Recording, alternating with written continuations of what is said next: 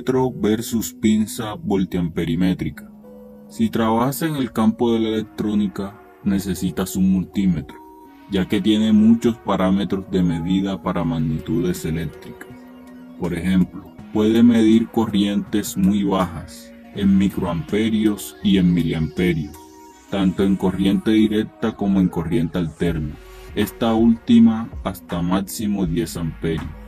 También puede medir voltaje en corriente continua y alterna, diodos, circuitos integrados, continuidad, frecuencia, capacitancia e inductancia. Si trabajas en el campo industrial, edificaciones o en el área residencial, la herramienta idónea es la pinza voltiamperimétrica. Tiene también varios parámetros de medidas de magnitudes eléctricas, pero en especial la de la corriente alterna. Tiene capacidad para medir altas corrientes de hasta 600 amperios.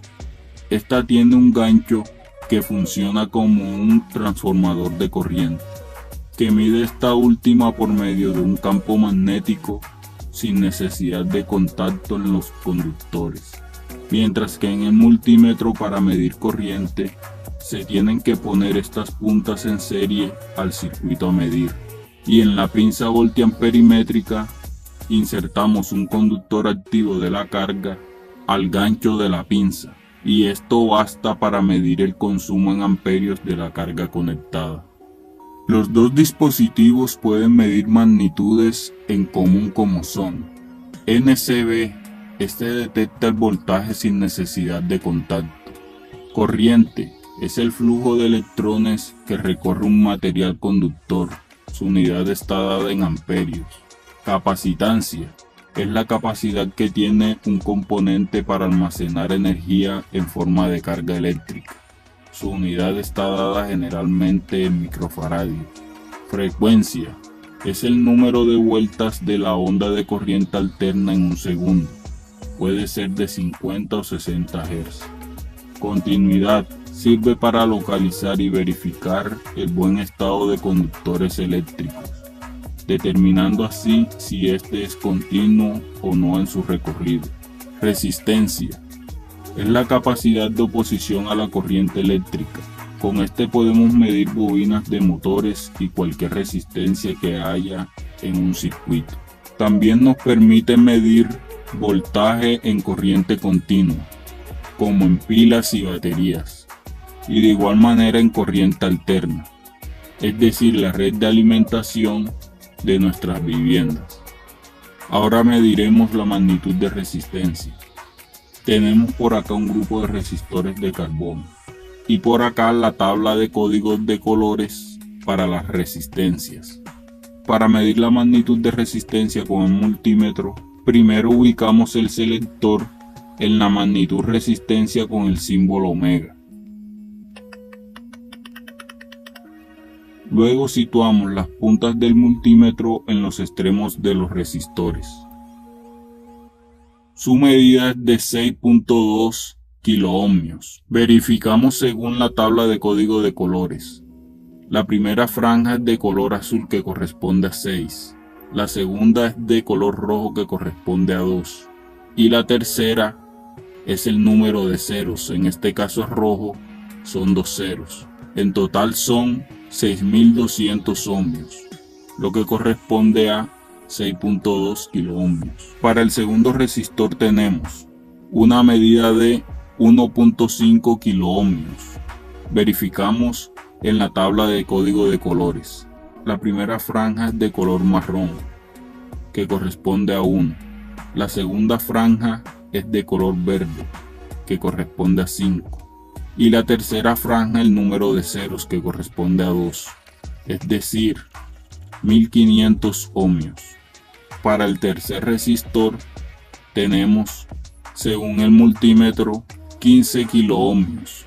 Este resistor es de 5 bandas. La primera banda es de color marrón, la segunda de color verde que representa 5, la tercera de color rojo que representa 0 y el número de ceros es 2 según el color rojo, es decir 15.000 ohmios. o lo que equivale a 15 kiloohmios. Para el cuarto resistor, que es de 6 bandas, tenemos una medida de 620 kiloohmios. Según el código de colores, la franja azul representa 6, la roja 2, la negra 0 y la naranja 3. Estas últimas franjas representan las tolerancias en dichas medidas. Ahora mediremos el voltaje o tensión en corriente directa. Primero ubicamos el selector en la magnitud de voltaje en DC. Por acá tenemos una pila AAA. Situamos las puntas del multímetro en sus polos y vemos que marca una medida de 1.5 voltios. También podemos medir baterías. Igualmente situamos las puntas en sus bornes y podemos ver que mide 9 voltios en corriente directa. Ahora vamos a medir el voltaje y corriente en corriente alterna y al mismo tiempo usaremos el multímetro y la pinza voltiamperimétrica. Primero conectaremos este tomacorriente. Para eso necesitaremos la alimentación monofásica, fase, neutro y tierra, y la protección termomagnética. Luego conectamos la fase a la térmica y desde su salida al contacto de fase del tomacorriente. De igual manera conectamos el neutro y la tierra a sus respectivos contactos del tomacorriente. Ahora activamos la protección térmica. Medimos con el multímetro el voltaje en el tomacorriente. Para eso ubicamos el selector en la magnitud de voltaje de corriente alterna. Luego situamos las puntas en el tomacorriente, la roja en la ranura pequeña y la negra en la ranura más ancha. Y podemos ver que mide 122 voltios. Ahora mediremos la corriente con la pinza voltiamperimétrica. Ubicamos el selector en la magnitud de corriente. Para esto necesitaremos que haya un flujo de electrones por medio del consumo de una carga conectada, en este caso un ventilador. Lo conectamos y lo encendemos. Colocamos la pinza voltiamperimétrica cerca de los conductores. Abrimos el gancho e insertamos el conductor activo. Cerramos y podemos ver que el ventilador está consumiendo 800 miliamperios o 0.8 amperios. Por último, mediremos la capacitancia de algunos condensadores. Tenemos este capacitor para electrodomésticos. Ubicamos el selector en la magnitud de capacitancia.